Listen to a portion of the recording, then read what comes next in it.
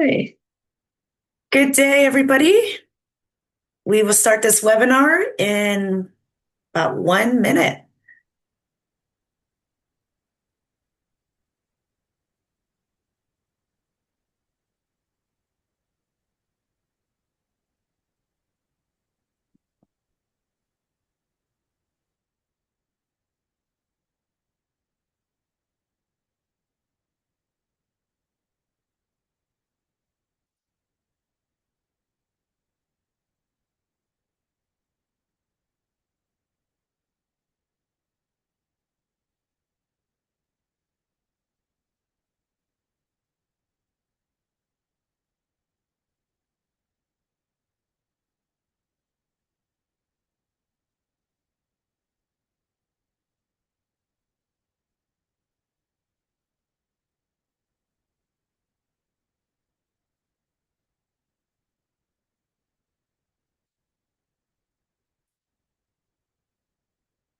Okay, so welcome everybody to our webinar. Today we are going to be talking about connecting your AI to all of your different enterprise data and the different sources from financial data to ERP data, GL, SQL databases, everywhere where your data lives. And we're going to show you how we can do that with the MCP server. We have here today, of course, the great Edward Roske, who many of you know, and he will be going through a really cool demo showcasing how one MCP can actually host all of your data sources and how that connects to your LLM of choice. So with that, please throw your questions into the chat and we will have our team answer the questions as we go. And this session will be recorded. So, if you have to jump in the middle, we will send this out post webinar. So with that, Edward, take it away. Awesome. Thank you. She was not giving you permission to jump. She just meant if the need to jump occurred to you, you may feel free to do so. I'm Edward Roske, and first, thanks to Lillian and the awesome team at Caprus for making all this possible. If you don't know Caprus, I'll mention them a couple times, so that you will by the end of this talk. They're the people you call when you actually want this stuff implemented, but more on that later. So I have spent 25 oh, let's be honest, 25 plus years helping CFOs make sense of their data. And for most of that time, that meant building reports. It meant writing queries and then begging IT for access to systems. Um, Today, I want to show you something that changes that fundamental equation of how finance people interact with their data. And we're going to talk about MCPs and how they let AI do that heavy lifting of pulling and analyzing and interpreting financial data. And it doesn't require any coding once the MCP is built. It just requires plain English or whatever language you happen to speak. So here's the situation that most everyone lives in today. So you've got an ERP system, and it could be Oracle or SAP or Microsoft Dynamics or QuickBooks, whatever. You've got an EPM tool for planning and consolidation. You've got a general ledger, and then you got a spreadsheet. Oh, let's be honest, 1 million spreadsheets. And every one of these has its own interface. It has its own query language. It has its own way of doing things, its own API. The data is there, but getting to it efficiently is the problem. So what do people do? They put BI layers on top of it. They throw lots of consulting on top of it. They try and have an extremely experienced team that knows how to go find it. But you end up spending more time extracting and formatting the data than you actually do analyzing it. I have watched CFOs spend every evening during the entire close just getting their numbers ready for the next meeting, and that's not a good use of anybody's time. So what you really want is to be able to open up a chat window, Claude, ChatGPT, Copilot, whatever your AI of choice is, and then you type, show me Q3 revenue by region versus plan. And then it just comes back with an answer, not a link to a report. not instructions on how to build a query, not 400 steps of things you could do or additional products you can buy. It actually goes and gets your actual answer, and it's pulled live from could be your EPM system, or it could be your ERP, or it could be data warehouse, and that's what we're going to talk about today. And the technology to make that possible has a name. It's called MCP.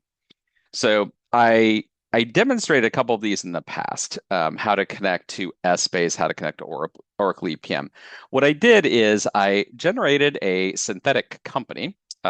It's a global company because I needed like 16 different countries. I also needed an ERP. I needed a data warehouse. I needed a separate consolidation system that wasn't in my planning system.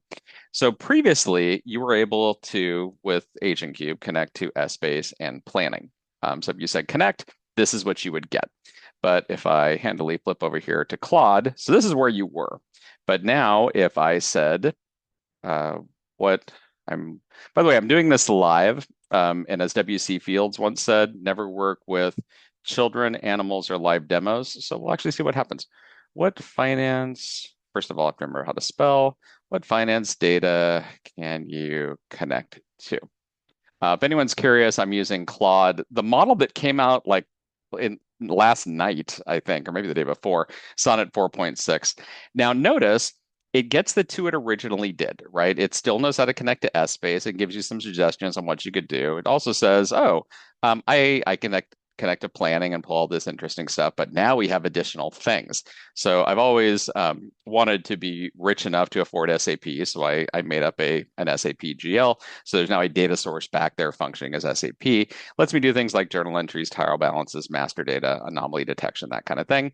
And we also have two data sources that aren't uh, part of the original. We have the enterprise data warehouse that's got a lot of revenue. That's a star schema fact table. And we also have a consolidation module. And I could say, I also always wanted to own an airplane company. What's September revenue for aerospace? Now, watch closely.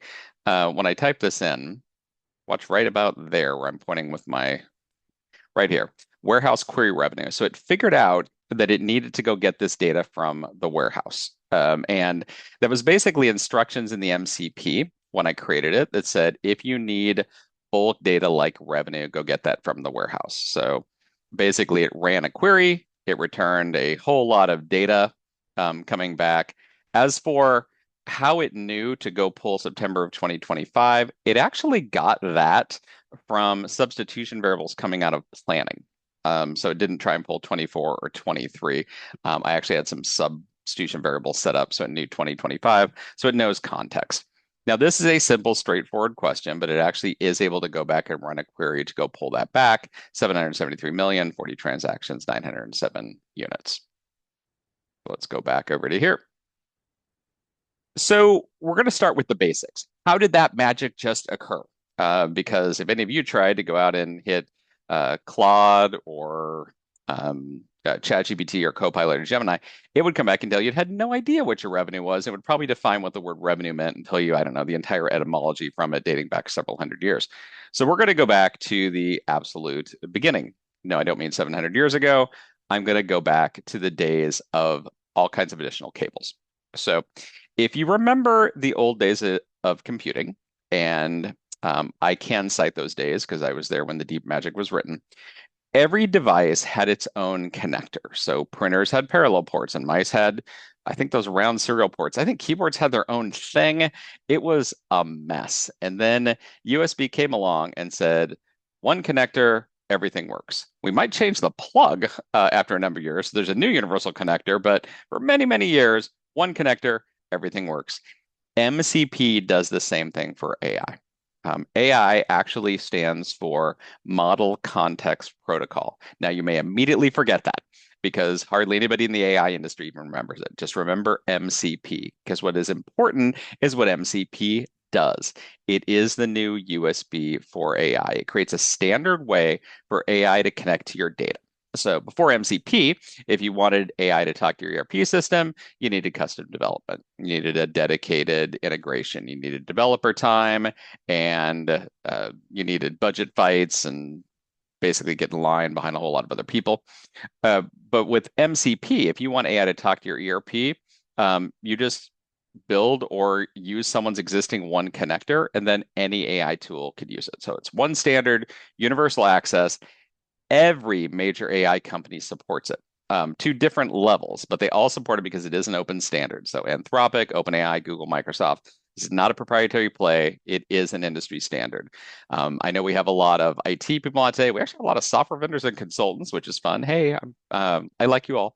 Uh, IT departments, consultants, software companies really like industry standards. They don't like having to build their own custom API. So good news, you're an open industry or an open standard. But here's how it actually works in practice. So you ask the AI a question. What were our top 10 expense categories in Q3? And the AI uses MCP to connect to whatever system has the answer, your general ledger, your data warehouse, your EPM tool. So it pulls the data and it organizes it and it gives you the answer. And you never see the connection. You never write a query. You never log into the source system. Before MCP, every time you needed data from a different system, you needed someone who knew that system's language. What MCP does is it teaches the AI how to be fluent in all of them. So instead of asking your IT team or your extremely overworked FP&A analyst to pull the data, you just ask the AI directly. Your FP&A team will thank you or possibly panic. Moving on. So now that you know what MCP is, we're going to talk about where it actually plugs in. And it connects to the systems that you actually use every day. So if you kind of think about the financial system landscape, most organizations do not have a monolithic, we bought everything from one company. They might have an ERP for transactions, SAP, Oracle, Dynamics, NetSuite. They might have an HCM for their personal data, like Oracle or Workday. They might have an EPM system for planning and budgeting. They might have a different one for consolidation because they bought Oracle EPM for this and OneStream for that and Anaplan for that.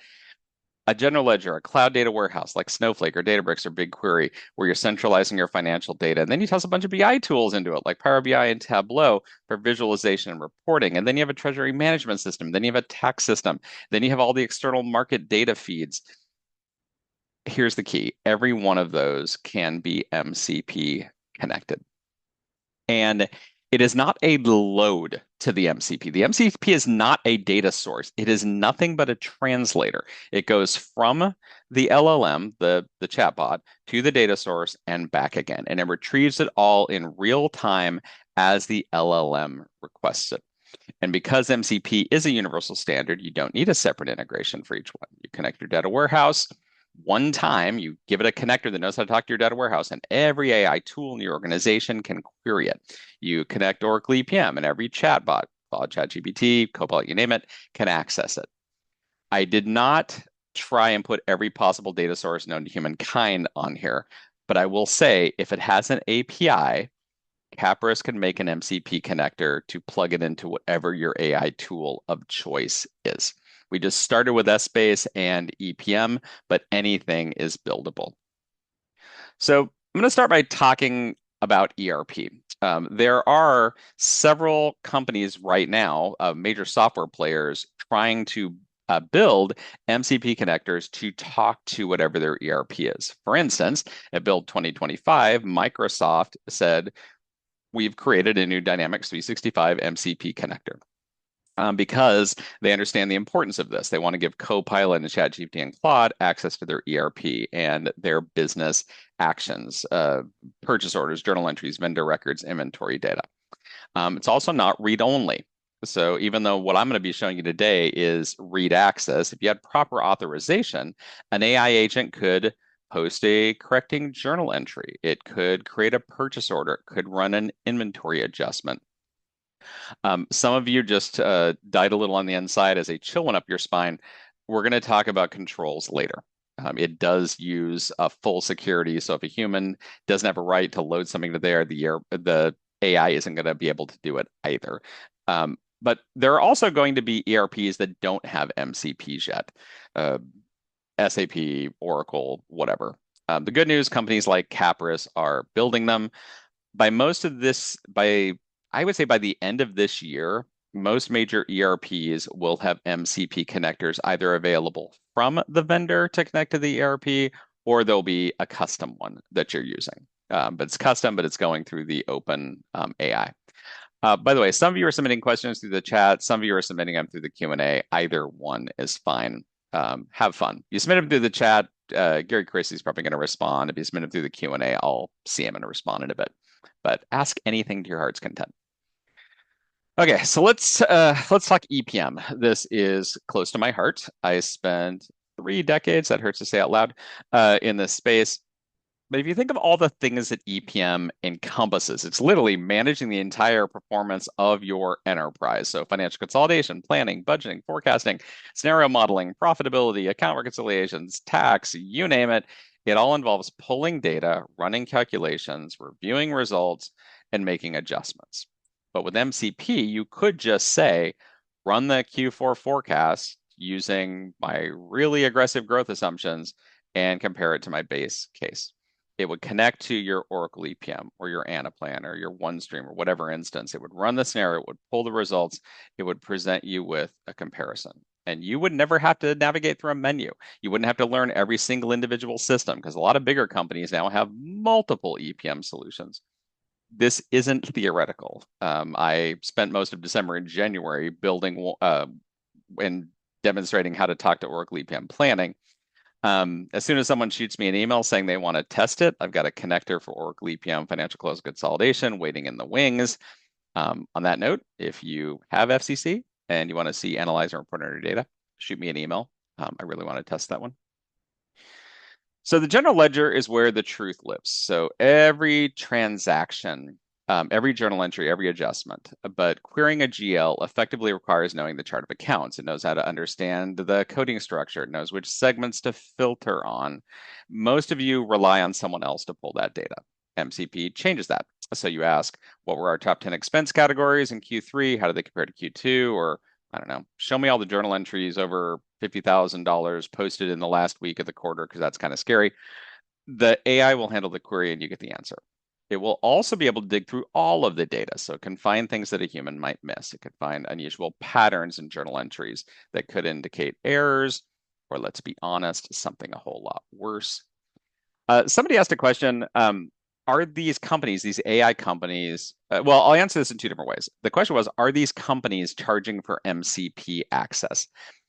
Two different questions. The AI, the large language models are not. They are basically thrilled that they can now pull in real-time data and don't have to hallucinate and make up data like it might be.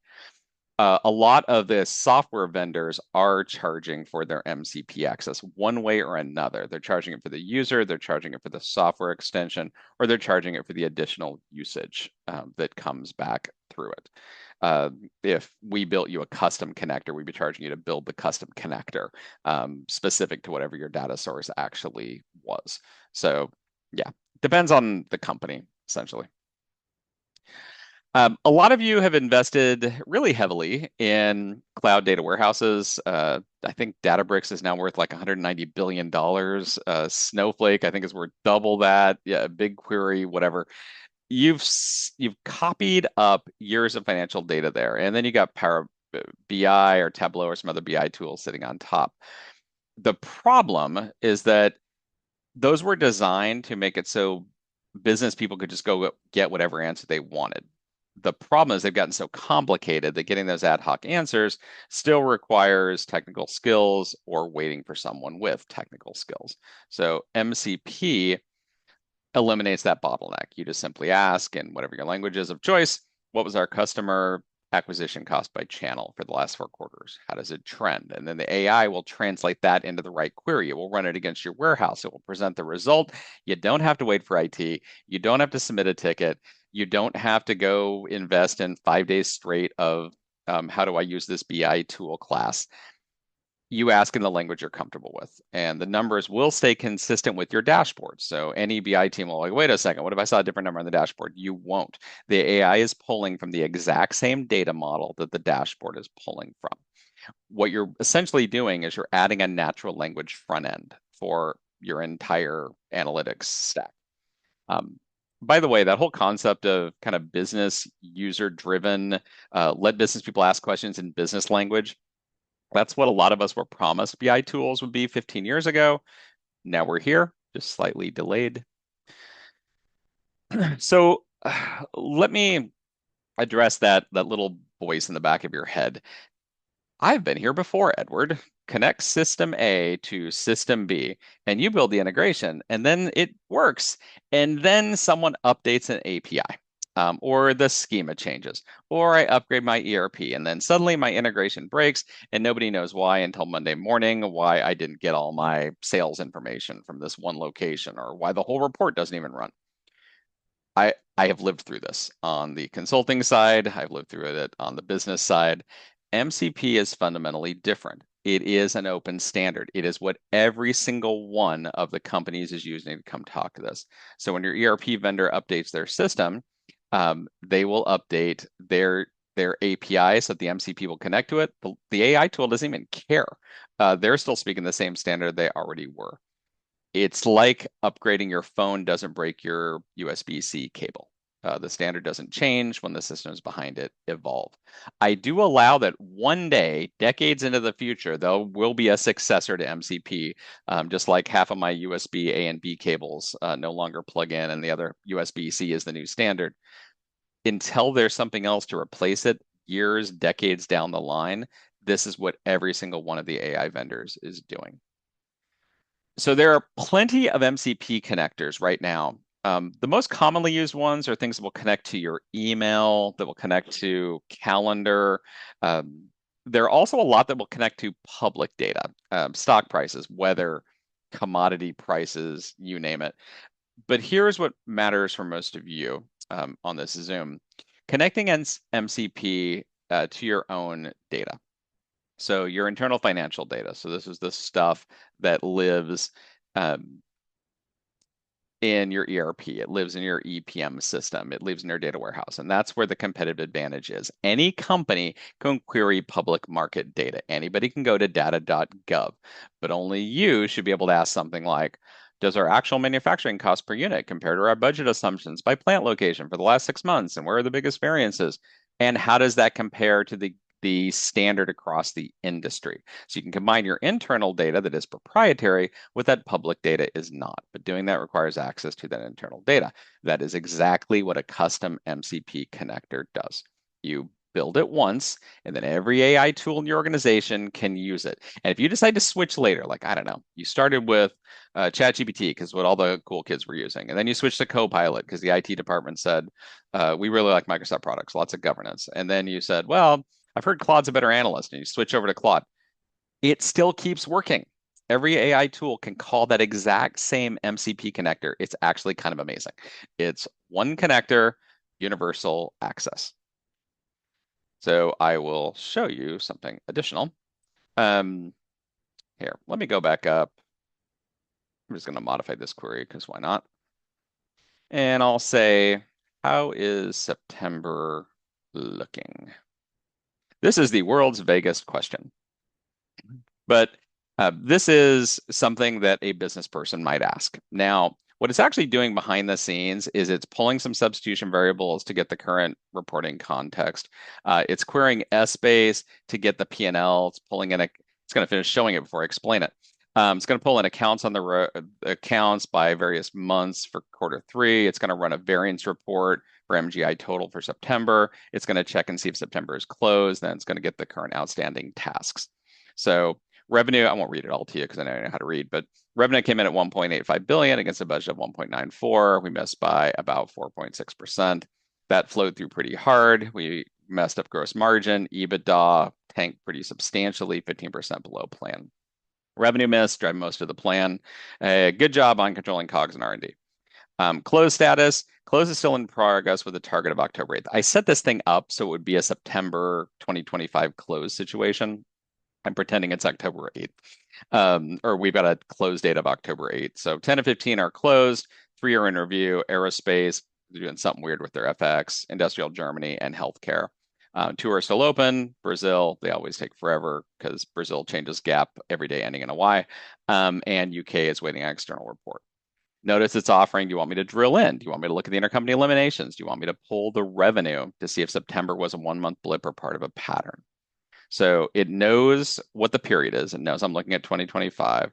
It knows how it can get a P&L all at once versus having to pull a bunch of individual values. It knew to pull the variance report, so we get automatically calculated percentages as opposed to calculating on its own. It checked the close status, and I never really asked it to, but it's kind of fun that it did. So I just said, "How is September looking?" Well, it knows, hey, Edward, he could be the CFO. I probably should tell him how the close status is. And then it highlights how much is complete and do we need to go off and do anything about it.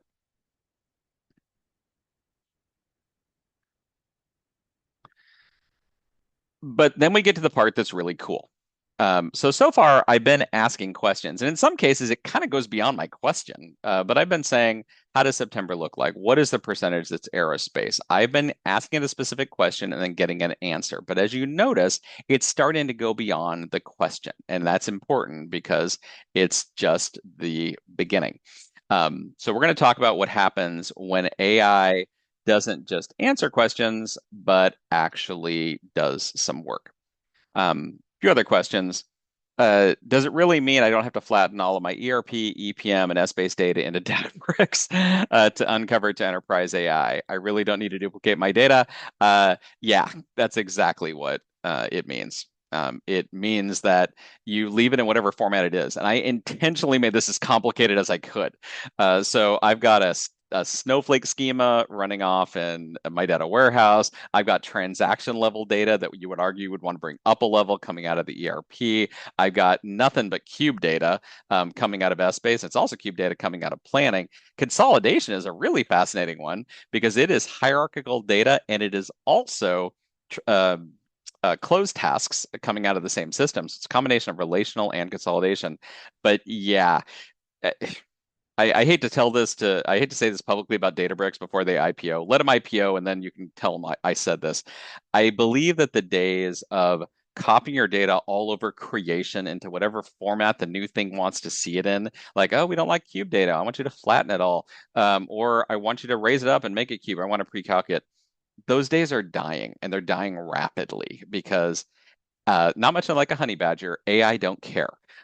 It can handle it in whatever format it is. And as I've said before, if you've been on any of my presentations, the one thing AI is better at than anything else on planet Earth is translation. And that's fundamentally what it is doing in memory, is it's translating this data from one format, if you will, to a totally different format. Wow, I just went through way too many slides.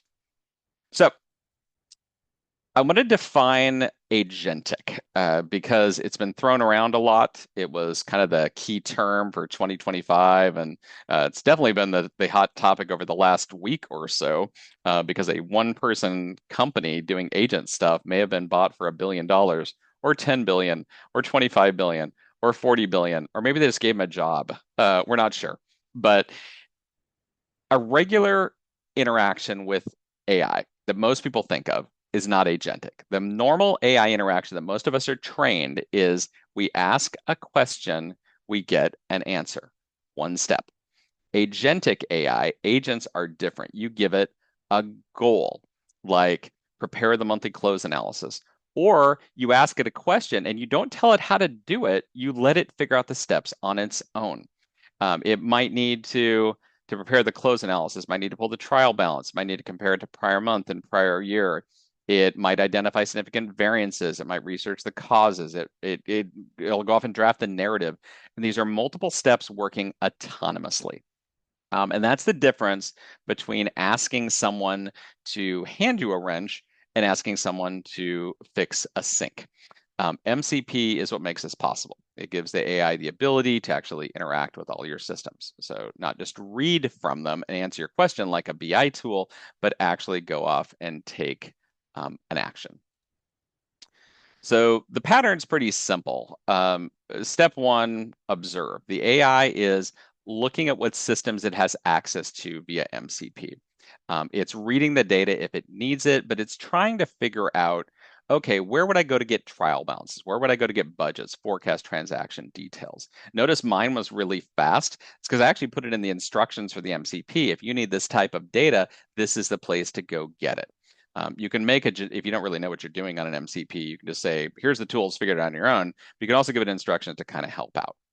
So I told it this is the kind of stuff that's in Essbase, this is the kind of stuff that's in planning. So it goes really ridiculously fast.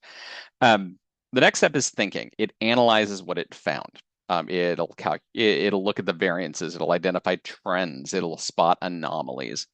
Step three is acting. And that acting might be digging deeper. It might be like running a drill down query. It might be pulling supporting documentation. It might mean it's going to go check a related system.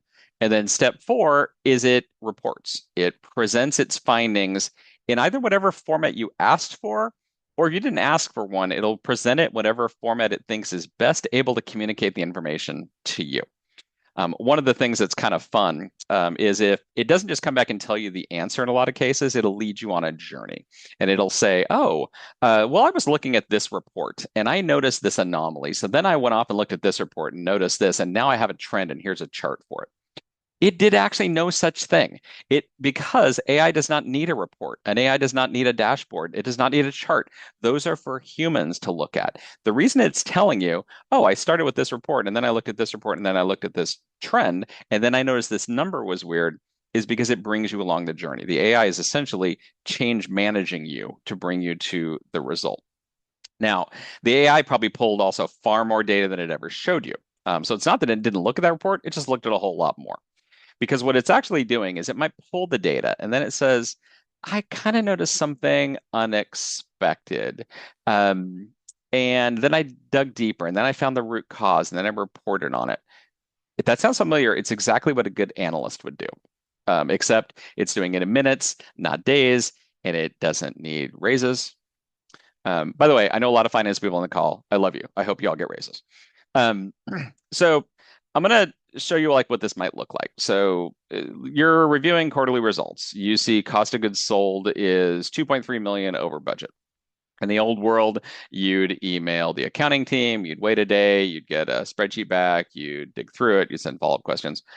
If you have an AI agent connected with MCP, you just type in what drove the $2.3 million variance in COGS this quarter. Oh, by the way, everything I showed you also works on a mobile device. Claude, which is my favorite tool of choice because I love its analysis, it'll work on mobile as well. So the agent connects to your ERP, it pulls the detailed COGS transactions, it compares to budget by category. It identifies, I don't know, raw material costs in plant three spiked in August due to some supplier increase. But then behind the scenes, it's pulling the purchase orders, it's confirming it.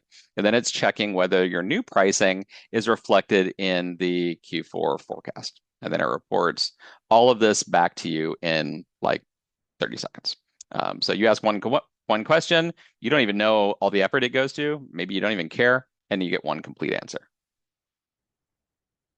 So here's another scenario. You're on month-end close, otherwise known as the favorite time in any accounting department. You ever want to depress a controller? Tell them you're taking vacation during close week. I'm kidding. It's nobody's favorite time. So imagine an AI agent that monitors the close process through MCP. It checks which entities have completed their submissions, and then it compares intercompany balances and it flags mismatches. It reviews journal entries for completeness, and then it identifies accounts with unusual balances, and then it sends you a summary.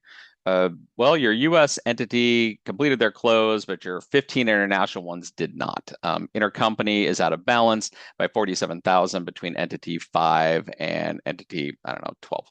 And then it'll say, I noticed a few journal entries that I flagged for review. So you go from hours of checking status to actually getting this nice little handy proactive briefing. And the agent did all the cool work. And then your job, you get to make decisions. You get to make sure actions actually get taken. One more scenario. This would make the CFOs really happy. They're getting ready for a board meeting and they need a data package. And it's got to have revenue trends and margin analysis and cash flow summaries and, I don't know, headcount metrics, forecast versus actual. And that data lives in like 5 different systems. Normally, that takes the FP&A team a week of really crying on their in their cubicles by themselves time but a week of that to assemble. And with an AI agent connected via MCP to your EPM and ERP and HCM and GL and subledgers and your data warehouse, you just simply say, prepare the Q3 board package. The agent goes off and pulls all the revenue and the margin data, gets cash flow details from your ERP. It gets cash flow details or headcount from your HR system. It compiles the forecast comparison, generates the charts, generates the narrative summaries. It doesn't replace the judgment that your FP&A team brings, but it eliminates the manual data gathering so they can focus on the analysis and then the storytelling that actually matters. Um, Jeff made something that amused me. So basically, it's like select star, from everything. Uh, in one sense, it knows how to connect to anything, but it is targeting what it's pulling. It is far smarter than, say, a human that says, "Oh, just export 100% of the database because now I need to pull it into, I don't know, Databricks and sift through it."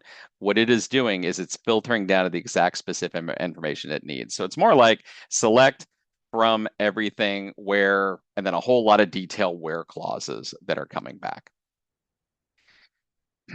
One of the wonderful things about the AI, this blows a few people's minds in demos, it'll actually maintain your context across the conversation.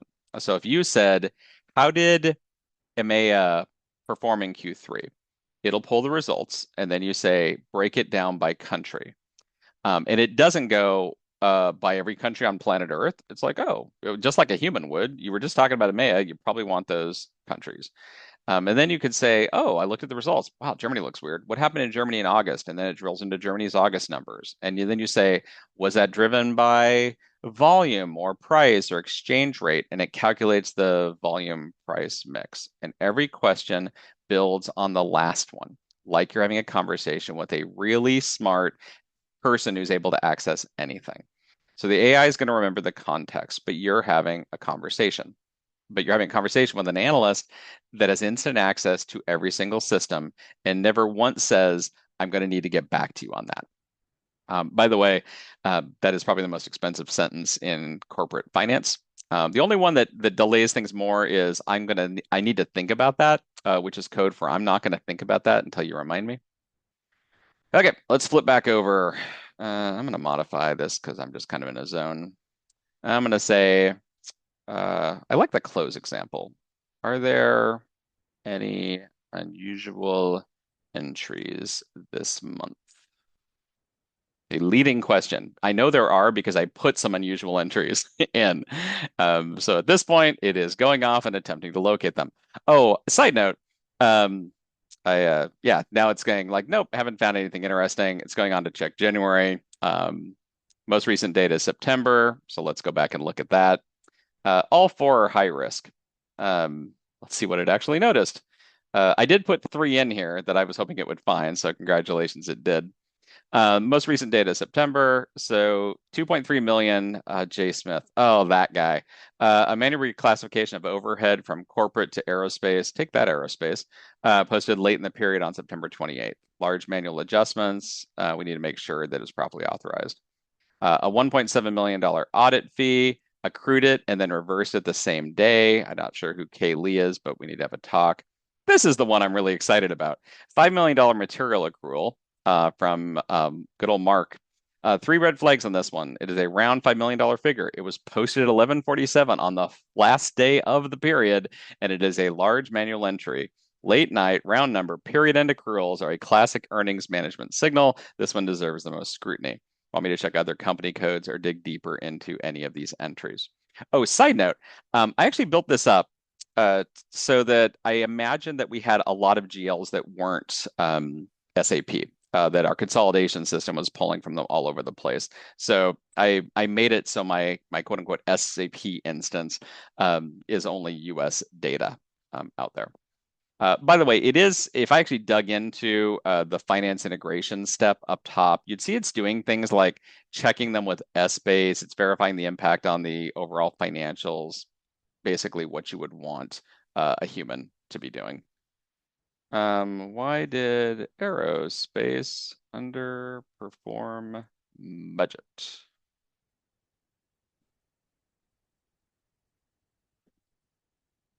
Oh, by the way, the reason up here, it forgot we were looking at September is because I actually went and typed over by editing the previous entry. So I actually wasn't continuing the conversation. I went over and restated over the top, and then it actually shockingly figured out on its own that September was the right period. But if I'd kept going like I'm doing right here, it would have remembered what it was looking at.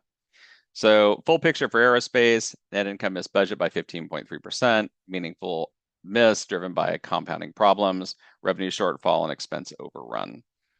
Revenue, we're 4.8% under budget. SG&A, we're 2.6% over budget.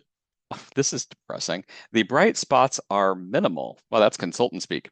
COGS came in slightly favorable. R&D and depreciation were flat to budget. Those not nearly enough to offset the top line miss.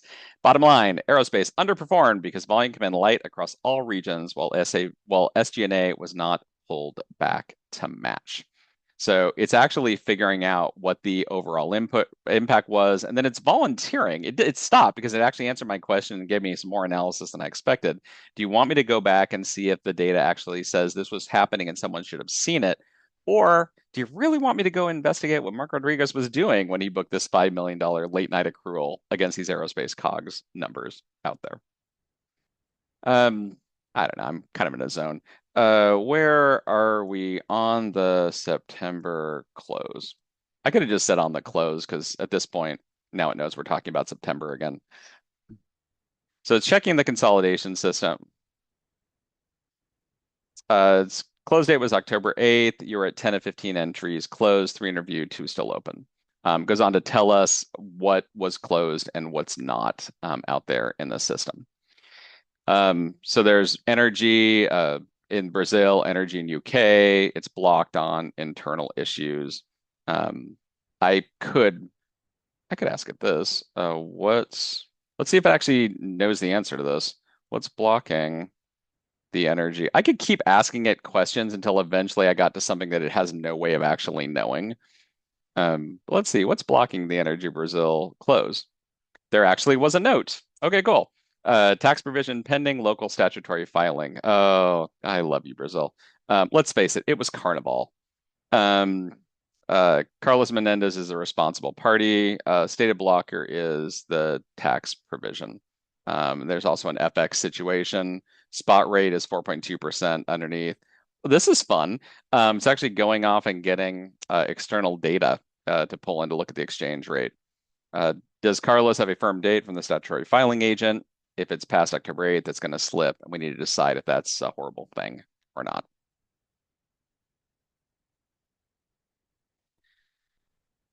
So I'm going to give you a few different use cases. So when your CFO says, so what's the benefit again of MCP?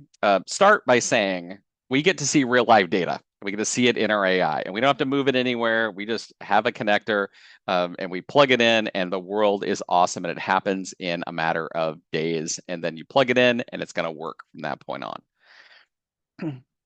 If you ever look at consolidation, it shouldn't take a week.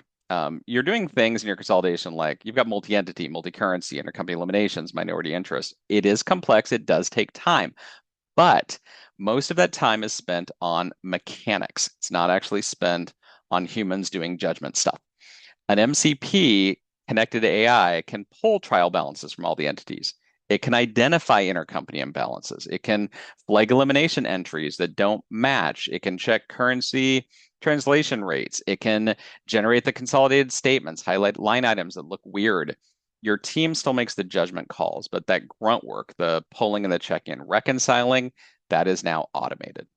What used to take a week could theoretically be done in a day. Maybe that means you start getting to take really long weekends during the close period. Depends on how obvious you are about how this is speeding up. Speaking of speeding up, planning and budgeting. The annual budget process at most companies still takes 3 to 4 months, even with a high price and deservedly so budget system. The problem with that is by the time it's done, the assumptions that went into it are already stale, but we all pretend that they're not. With MCP connected AI, you can fundamentally accelerate this. The AI pulls in historical actuals. The AI will apply your trend analysis because AIs are much better at predicting the future than humans are. They can generate the initial budget assumptions. They can create a draft plan in hours instead of weeks. And then When you think you're done with the budget and the CFO shows it to the CEO and the CEO says, what if we grow by 15% instead of 10%? By the way, that usually happens around 4:47 p.m. on a Friday. The AI can rerun the entire plan with new assumptions and do it immediately. It can connect to your EPM system. It can adjust the drivers. It can recalculate the cascade. It can show you the impact. You don't have to have somebody go write a bunch of business rules or write a bunch of calc scripts or VB script, depending on the system that you're using. Um, it will actually show you the impact and it will do all the calculations for you. And by the way, it's not just guessing at the numbers. Behind the scenes, it's actually creating a script to go back and answer it. So no having to say, we're going to have that reforecast for you next week.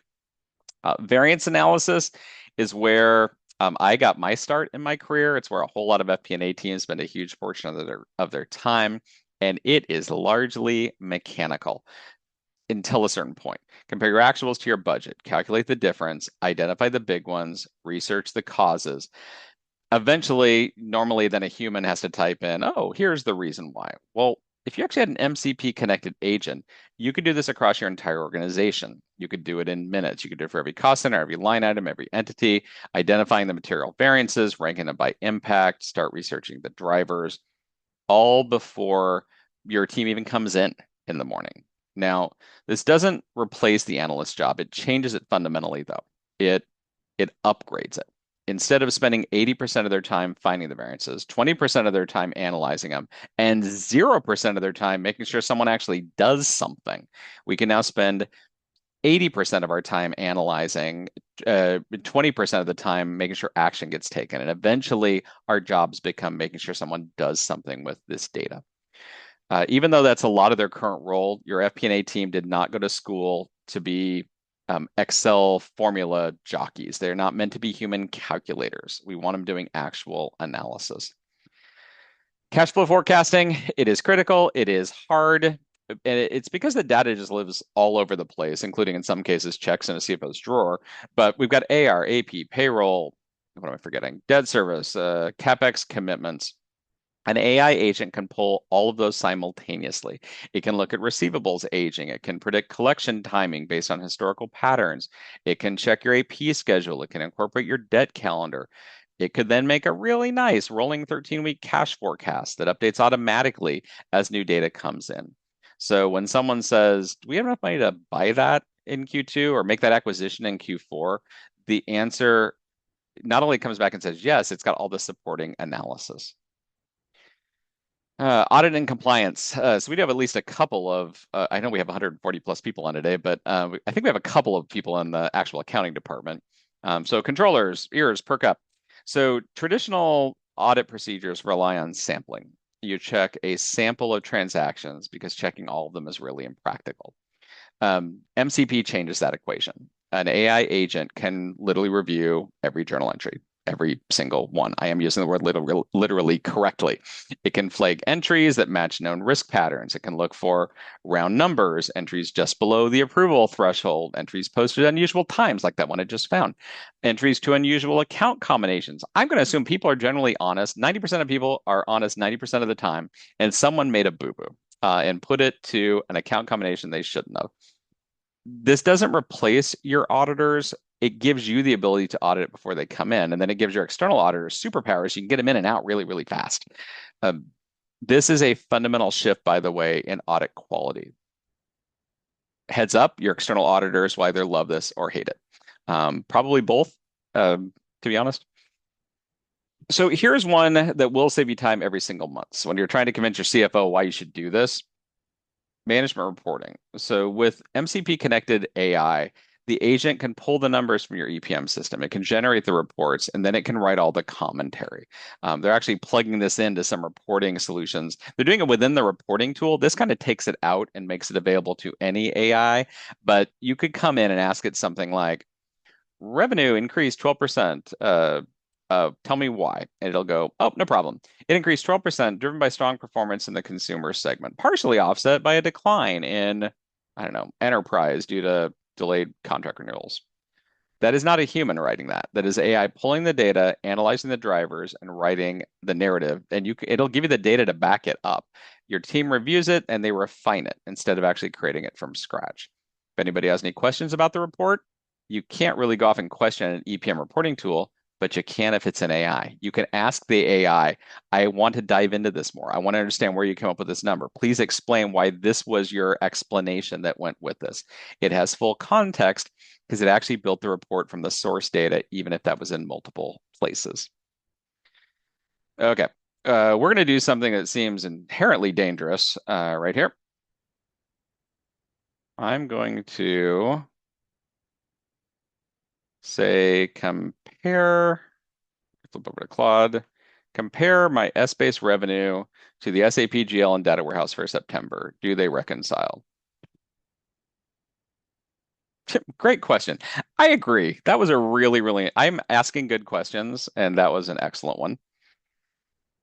Now, it's actually pulling from three different systems simultaneously. By the way, it is not going to reconcile for two reasons, and I just wanted to spot it. Number one is because of what I told you earlier, which is I made it so that SAP only has US data. And all the other data comes from other systems. So it figured that out. So it tied out US, which is company code 1000, gross revenue for 620 million for company 1000 only. That does include some intercompany revenue. Let me do that along. Oh, this is a single company code. I would need to pull the other company codes to get a consolidated figure. Notice it figured it out. Yep, we only have company code 1000. A full multi-entity SAP reconciliation is not possible. I can compare it to the data that I do have. So it compares Essbase to the warehouse, and then it compares SAP just for company 1000 to what's in Essbase and what's in the data warehouse. Oh, notice we're off 2 million. It's because I put it in there. Essbase versus data warehouse, $2 million gap. Close, but not exact. It could be a timing issue. The warehouse likely captures transactional revenue as orders are fulfilled. Essbase reflects manual accruals or period end adjustments. It's dwelling on this at this point. Like it really wants me to go call Mark. $5 million late night accrual posted by M. Rodriguez. I'm calling him Mark. And company code 1000 is worth cross-referencing here. And then it goes off to show us where it's close and where it's not. We tie at the top, but we actually go beyond rounding differences. We actually have some fairly major bottom line issues of where things that are off. So in aggregate, we're off by 2 million. It's either an accrual or timing, but we're not matching at the entity level, and it spotted it. It actually drilled into all of that detail behind the scenes. I know, I'm geeking out on this. I love it when it finds like little things that I've hidden for it. In my mind, it's like leaving a treat, like for the cat, like under the couch and letting it go find it, and like, oh, I made the cat's whole day. Um, so I know some of you are thinking right now, sounds awesome, Edward. There's got to be a catch. I'm going to talk about what this actually takes. So there are generally three paths, and most organizations end up using some combination of all three. Once you've told everybody in your company that this concept exists, it's amazing how many organizations don't know you can do this. So it's your job, everybody, take this information back out to everyone. So path one, use what already exists. So you could use the EPM or Essbase connector that I built. You can, Oracle has one for OAC. It's kind of technical in terms of how they did it. You're going to need to put a little front end on it to make it work in kind of any tool. But Oracle has one for OAC. As I said, Dynamics has one. Google has one for your entire Google workspace. So EPM, Essbase, OAC, Dynamics, Google, those are already built MCP connectors. So if you use those platforms, you can start today, like literally today. Okay, so what's path two? Build connectors for your internal systems, even if they're kind of odd and one-off. So this is where your IT team, if they're good at building software, or the nice people over at Caprus AI, if you want somebody else to be in charge of it all, that's where these people come in.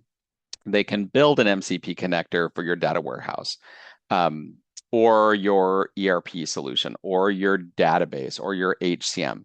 By the way, that is a very focused project. This is not years, it is not months, it is weeks. It's not even a full system implementation. It's closer to building like a report writer, like a report that speaks a standard language. By the way, since I'm mentioning Caprus, if you do need an existing connector configured for your environment, that's exactly what firms like Caprus do. Okay, path three. So path one, use what already exists. Path two, build a connector for your internal systems. And you're probably going to be in that situation for a while anyway, because a lot of the vendors are really scared that if you build a connector, you won't need as many users. I don't know if you've heard about the SaaS apocalypse that's going on with all the software companies over the last 2 weeks. I apologize if you have any money in the markets. It's because they've started realizing that 100 analysts might become 10 agents and what that's going to look like. So it might be a while till your software vendors offer these things up, but you can do it. Path three, start small. Rather than just connect to everything to begin with, just pick a use case. I like reporting an analysis on like one data source. It's really easy. It's easy to see if you're getting the correct numbers. Everybody loves doing reporting and analysis in normal language, and there's no way to harm anything, right? You're not saying go make a journal entry or go add a purchase order. You're not taking any action. You're just looking at numbers and analyzing them. I say start with reporting and analysis. Prove the value with like that one process before you connect to everything. The organization's getting the most value right now aren't trying to roll out everything simultaneously. They're starting with some painful bit of data they want to access, and they're expanding it from there. It is, by the way, awesome watching a CFO see financial data in a chatbot for the first time. If you've never seen your CFO smile, they will not only smile, their eyes will light up, they might even give you a promotion because they will finally say, wow, AI has real value. So I'm going to address the governance elephant. So when I tell CFOs we're going to let AI access your financial systems, because they don't really understand what I'm talking about, to explain it, the blood drains from their faces. So I want to be clear. This is not uncontrolled access. You control exactly what data the AI can see, what actions it can take, who can use it. It's read only for most people. It's write access for very specific approved workflows with proper authorization, full audit logging for every query and every action, every question asked, every data point returned. Your SOX auditors can review exactly what the AI accessed and when. To be honest, it's a whole lot more auditable than a spreadsheet. Think about some of the processes you're replacing. I mean, when was the last time you had a complete audit trail of who opened which spreadsheet on the shared drive and who changed what? You now finally have that complete audit trail. There are existing connectors out there right now. By some arguments, there are as many as 3,000 available. Uh, take trust but verify. There are some people out there like that say, "Oh, I've read a connector," and they just vibe coded the whole thing and forgot to do stuff like security. But there are also some big companies that have released them and made them essentially free. S&P Global integrated their Capital IQ data. So if you already have a Capital IQ access, you now have MCP, you can pull it right into Claude. Microsoft seems to be giving away their connector for Dynamics 365 ERP. Somebody let me know if that turns out not to be correct, but it seems to be what they're talking about doing. There are financial data set connectors for like stock market data. New ones are launching every single month. For custom internal systems, because let's face it, everybody's ERP and data warehouse is customized, companies are building their own, but it's growing really, really quickly. What I'm noticing is about every major planning cycle, the options are doubling. So looking ahead, Gartner, by the way, sorry about their 31% drop off in their stock price in February. Gartner says agentic AI is going to transform finance. Deloitte calls it one of the top tech trends for 2026. This is not about AI replacing your finance team.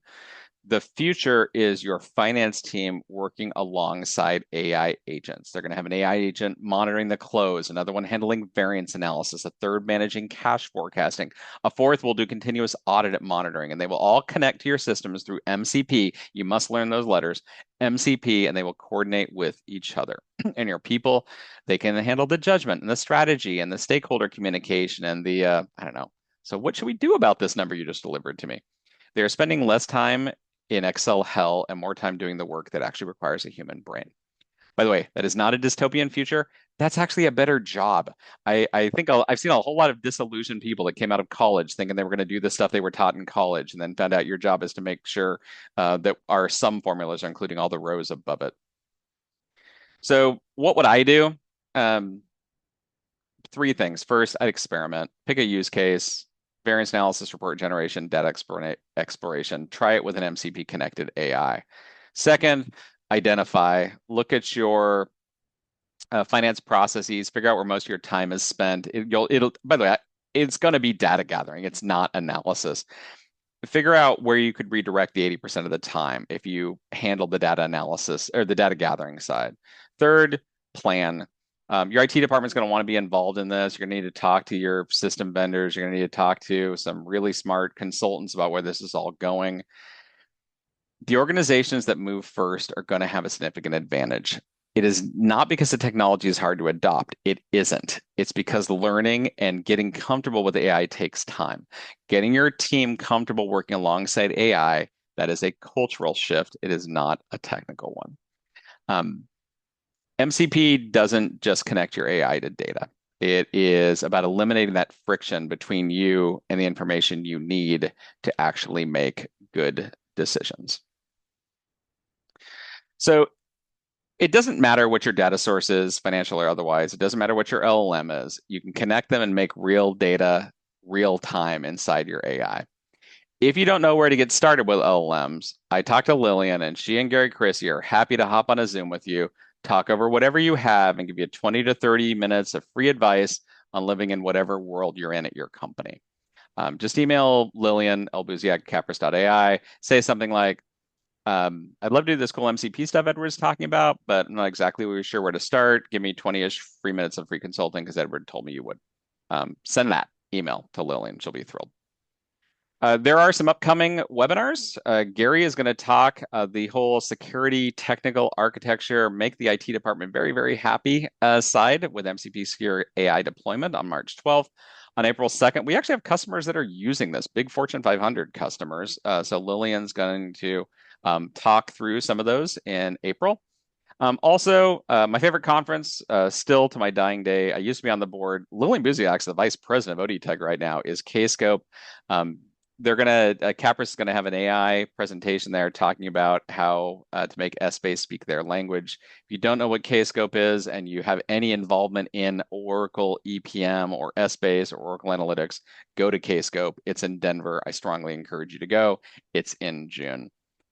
Again, huge thanks to Caprus AI. If anything I showed you today makes you think, I really want that for my team, talk to them. They build these connectors, they configure them, they get you from that sounds cool to that's running in production. My email is edward@roske.ai if you want to continue this conversation or if you just want to say hi to me because I'm incredibly lonely. I also host a podcast called Asking Good Questions, which is basically what I've been encouraging to do for the last hour. AI handles the answer, and your job is to ask the right questions. Back to you, Lillian. Edward, thank you so much. Excellent, excellent webinar. And again, thank you everybody for joining. We will send the recording out shortly after the conclusion of today. And if you have any questions, again, feel free to reach out to myself, Edward, Gary. We're all here to answer all of your questions and take the conversation further. With that, have a great day, everybody, or great evening. Bye-bye. Thank y'all.